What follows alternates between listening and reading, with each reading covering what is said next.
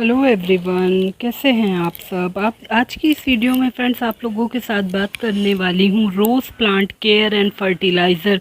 देखिए, आप अपने इस टाइम में, अब जो मौसम में फेब का टाइम चल रहा है और बहुत ज़्यादा गर्मी बढ़ गई है, तो इस टाइम में फ्रेंड्स आपको कुछ एक काम है जो कि स्पेशली आपको अपने इंग्लिश रोज़ प्लांट के साथ ज़रूर करने हैं, वरना थोड़े टाइम के बाद आपके इंग्लिश रोज़ जो हैं ये ख़राब हो जाएंगे, डाईबैक की प्रॉब्लम इनमें आ जाएगी। तो आज उसी से रिलेटेड आप लोगों से बात करने वाली हूँ और कुछ इस तरह के फर्टिलाइज़र भी शेयर करने वाली हूँ कि जिनको कि आप लोग अगर लगातार अपने प्लांट में टाइमली देते रहते हैं तो इस तरह से लगातार आपके प्लांट्स में बर्ड्स बनती रहती हैं और आपके प्लांट में एक के बाद एक करके अच्छे से फ्लावरिंग होती रहती है। मेरे देखिए, मैं आपको दिखा रही हूँ, इधर मेरे सभी प्लांट्स में देखिए आपकी बर्ड्स बनना स्टार्ट है। लेकिन फ्रेंड्स, मेरा जो टॉपिक है वो इस बात पे है कि आप अपने इंग्लिश गुलाब की अब इस टाइम में किस तरह से केयर करें कि आपको इनसे लगातार फ्लावरिंग मिलती रहे। तो देखिए, ये मेरा आब्रा का डाबरा यानी ब्लैक टाइगर रोज़ है और ये मेरा इंग्लिश रोज़ प्लांट है। लेकिन देखिए, दोनों ही प्लांट ऐसे हैं मेरे कि उसमें आपको कहीं पे भी फ्लावरिंग नहीं दिखाई दे रही होगी। तो पहले चलिए आपसे कुछ इंपॉर्टेंट टिप्स पे बात कर लेती हूँ। कभी भी जब आप इस टाइम में अगर इंग्लिश रोज़ प्लांट को नर्सरी से लेकर आ रहे हैं तो उसको लाते ही रिपोर्ट मत करिए, उसको एटलीस्ट 3 to 4 डेज़ आप सेट होने दीजिए अपने इन्वायरमेंट में और उसको शेड में रखिए जिससे कि वो ख़राब ना होने पर फिर आप उसको रिपोर्ट करिए और रिपोर्ट करने के बाद 6 से 7 दिन बाद आप उसको डायरेक्ट सनलाइट में रख सकते हैं। तो फ्रेंड्स, अब ये जो टाइम है, इस टाइम में देखिए, अगर मैंने अपने इस प्लांट को पार्शियल शेड में रखा, पार्शियल शेड में रखने से फ्रेंड्स क्या मुझे फ़ायदा हुआ कि वरना देखिए मेरे प्लांट की, इस वाले प्लांट की मेरी ग्रोथ एकदम रुक गई थी। इसकी जो ये नई नई शूट्स आ रही थी ना, ये ड्राई होती जा रही थी। देखिए, जब से मैंने इसको थोड़ा शेडी प्लेस प्रोवाइड किया है तो अब देखिए इन सारे जगह से, देखिए इनके नोड एरिया से इन्होंने अपनी ग्रोथ को स्टार्ट किया हुआ है। अगर धूप में एकदम सारा दिन की तेज़ धूप में रखेंगे तो आपके भी इंग्लिश रोज़ प्लांट में ये प्रॉब्लम हो सकती है। आप अब ऐसी जगह रखिए जहाँ 3 से 4 घंटे की धूप पड़े, दोपहर वाली जो बहुत तेज़ धूप होती है वो ना मिले तो बहुत अच्छी बात है।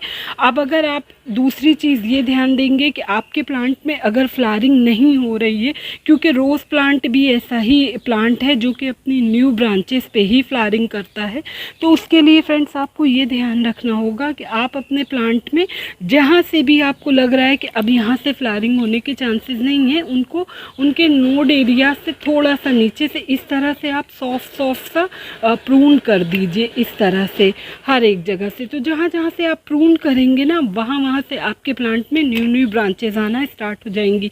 एक चीज़ और ध्यान दीजिए, आपके प्लांट में आपको कहीं पे भी ब्लैक होती हुई कोई भी स्टेम दिखाई दे तो उसको इमीडिएटली आप रिमूव कर दीजिए, क्योंकि अब जो टाइम आ रहा है बहुत तेज़ सनलाइट में अगर आपका प्लांट पड़ा रहेगा तो उसमें डाईबैक की प्रॉब्लम स्टार्ट हो जाती है। और जब प्लांट में डाईबैक स्टार्ट होता है फ्रेंड्स, तो उस टाइम में आपके प्लांट के सर्वाइव करने के चांसेस बहुत कम हो जाते हैं। वो धीरे धीरे पूरी स्टेम इससे काली होती जाती है और ख़राब हो जाती है। तो आप इसे पार्शियल शेड में, अब मैंने जहाँ रखा है वहाँ जाती हुई 2 बजे के बाद से वहाँ पे धूप आती है और शाम में 4, साढ़े 4 या 5 बजे तक धूप रहती है।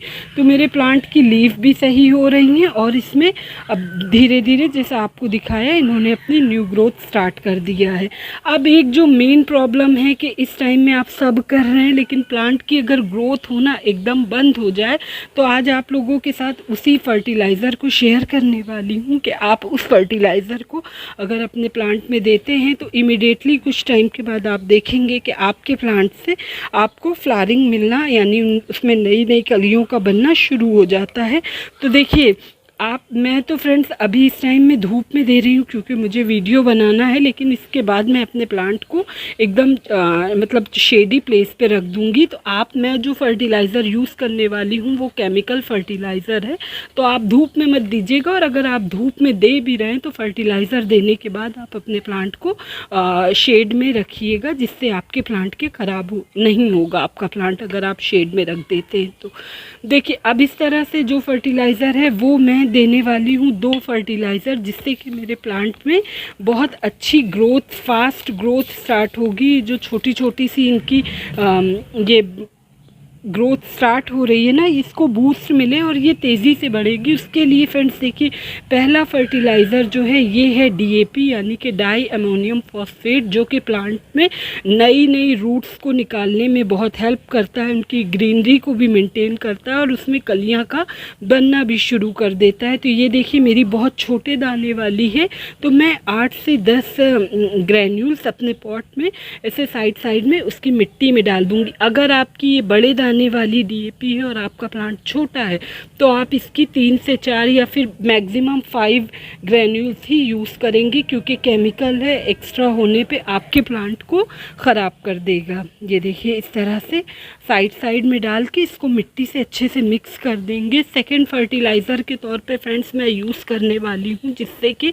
प्लांट में कलियाँ बनना कुछ हफ्ते के अंदर ही, मतलब 5 से 10 दिन के बाद स्टार्ट हो जाएगा। और वो फर्टिलाइज़र है आपका MOP पोटैश, जो कि है म्यूरेंट ऑफ पोटैश। ये भी बहुत ज़बरदस्त है। अगर आपके किसी भी प्लांट में कलियां ना बन रही हों, तो आप अगर इस फर्टिलाइज़र को यूज़ करेंगे, तो इसको यूज़ करने के बाद इमिडिएटली आपके प्लांट में नई नई कलियों का बनना शुरू हो जाएगा। मैं इसको डायरेक्ट अपनी सॉइल में ही मिला रही हूँ।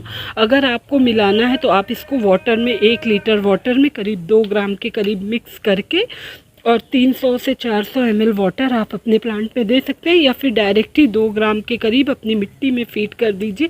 जब आप इसको अपनी मिट्टी में फीड कर रहे हैं तो कोशिश ये करिएगा कि आपकी मिट्टी एकदम सूखी नहीं होना चाहिए, क्योंकि ये केमिकल फर्टिलाइज़र है, आपके प्लांट की जड़ों को जला सकती है। तो मिट्टी में एक नमी बनी रहना चाहिए। और इन दोनों ही खाद को देने के बाद आपको अपने प्लांट में, मैंने तो मॉर्निंग में वाटरिंग किया हुआ है, आप फिर भी मैं हल्का हल्का वाटर कर देती हूँ। तो इन दोनों फर्टिलाइज़र को देने के बाद इमिडिएटली आपको अपने प्लांट पे वाटरिंग करना होता है। दो बार दिन भर में आप अपने प्लांट को शावर करिए। एक ही बार शावर कर दीजिए। हफ्ते में 2 से 3 दिन के गैप पे आप अपने प्लांट को टैप वाटर से अच्छे से नहलाते रहिए, तो आपके प्लांट में कोई भी दिक्कत नहीं होगी। धूप मस्ट है, 3 से 4 घंटे की सनलाइट ज़रूर दीजिए। बस एक ही छोटी सी इन्फॉर्मेशन थी फ्रेंड्स आपके रोज़ प्लांट में ज़्यादा फ्लावरिंग लेने के लिए। होप आप लोग को अच्छी लगी होगी। अगर अच्छी लगी फ्रेंड्स तो प्लीज़ चैनल को सब्सक्राइब करिएगा, वीडियो को लाइक एंड शेयर करिएगा। मिलती हूँ किसी नेक्स्ट वीडियो में। फ्रेंड्स, जब आप वाटरिंग कर रहे हैं तो कोशिश ये करा करिए कि आप अपने फ्लावर के ऊपर पानी मत स्प्रे करिए। आपको जो भी पानी डालना है वो आप अपने प्लांट की पत्तियों पर स्प्रे करिए, क्योंकि फूलों में जो पानी जाता है वो काफ़ी टाइम तक होल्ड करके रखता है, और जब पानी होल्ड रहता है तो फिर फंगस लगने के चांसेस रहते हैं। तो आप पत्तियों को नहलाइए और धूप जाने से पहले नहलाइए। Okay friends, bye.